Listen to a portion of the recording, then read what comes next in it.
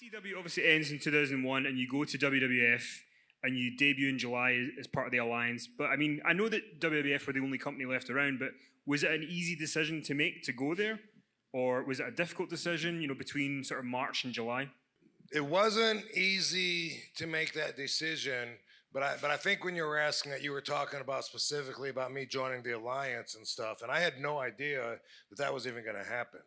So I, at that point in my career in 2001, I'd been wrestling, since my first matches in '90, and I looked at WWE as selling out. Like we were in ECW, we were insulted by the way they would copy our products, our specific things that we did on our show, but they would water them down. You know what I mean? Like put mattresses, for them to land on when they're taking a bump off the stage. We didn't do that. We had tables and cement, and that was part of what we were. And, we never heard of gimmicking a table or a chair so it falls apart. The fans would hand us their chairs, and they knew they were real. And so I really looked at it like it was selling out. But in 2001, if I wanted to continue being a professional wrestler on TV in the United States, there was no other option.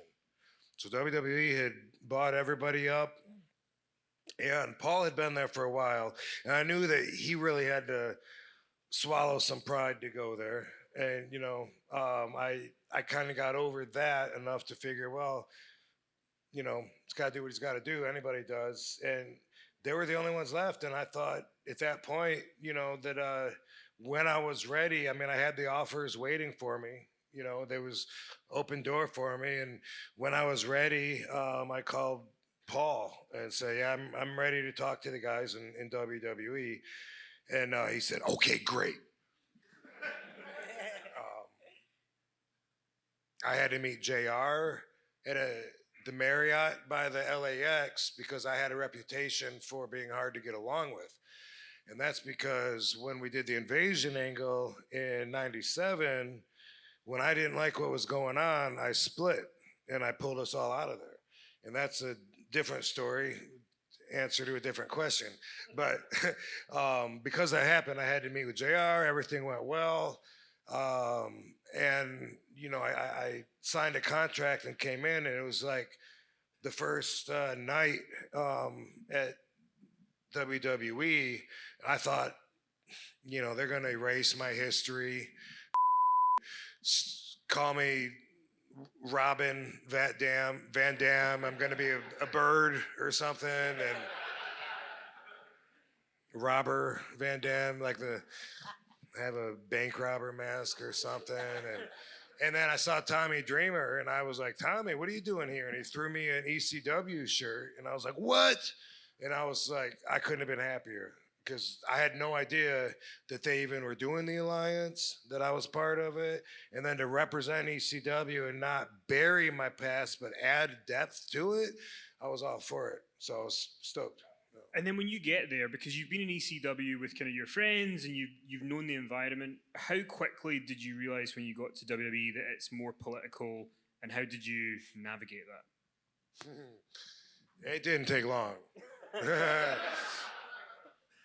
It was right away.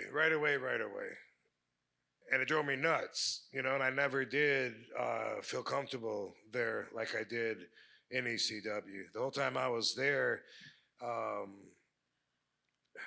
for one, they I think this is probably something that nobody is excluded from. There's always exceptions, but probably they make a lot of promises they don't keep. So that's enough to drive anybody frustrated. I think that happens to everybody because there's so many agents. They meet 3 times a day trying to figure out what to do. This guy's pulling for his guys. This guy's pulling for his guys, And so that was going on. Paul's trying to say, yeah, we need someone in the main event. We should put RVD in there. And then somebody in the office is saying, no, let's put somebody else. I think this guy would be a better guy. And that's I'm hearing all this that's going on in all the meetings. But besides that, what would drive me nuts, I told you how I got there, right? I told you the path I went. Who do you give credit to? JR or Paul? It shouldn't matter, but it does. And these guys would argue about it, and they would be like playing tug of war with me. Like my first few days there, like it was just crazy. Like JR would be like, hey, I got you that extra money you were talking about. You know, I bet your buddy from Philadelphia don't do that for you, does he?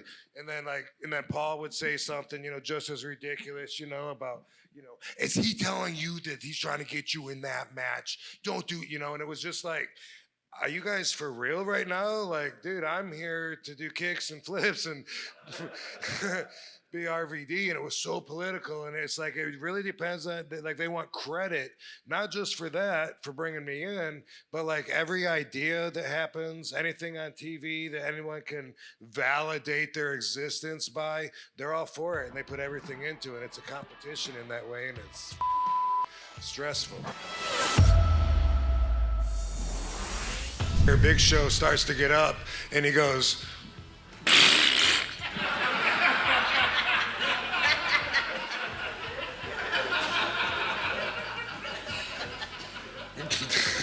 he just completely no-sold it.